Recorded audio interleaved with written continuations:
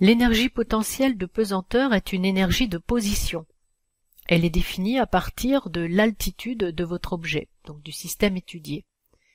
L'énergie potentielle est égale à mgz, plus une constante correspondant à l'énergie potentielle de référence.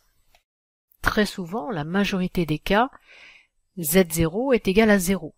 On prend, en fin de compte, le niveau de la mer. Donc l'énergie potentielle de pesanteur sera égale à mgz. Si vous avez un système qui se trouve à une altitude z égale 10 mètres, eh bien l'énergie potentielle sera égale à mg fois 10 mètres. Donc votre énergie potentielle de pesanteur est positive.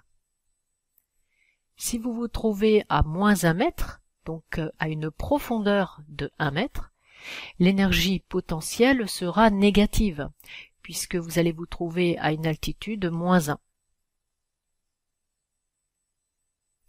L'énergie potentielle de pesanteur est définie par l'altitude de votre objet, mais une altitude par rapport à Z0. Si Z0 n'est pas nul, c'est-à-dire que vous vous trouvez déjà à une altitude Z0. Exemple, Z0 égale 20 mètres. Vous avez un objet qui se trouve à une altitude de 30 mètres.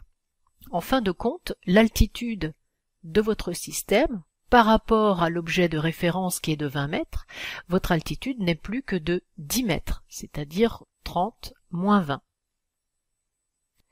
Vous vous trouvez au-dessus de la référence, donc votre énergie potentielle de pesanteur est positive.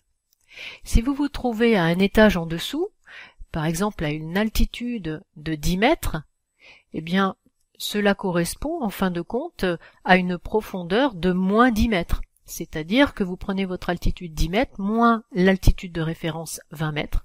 Donc votre énergie potentielle sera négative.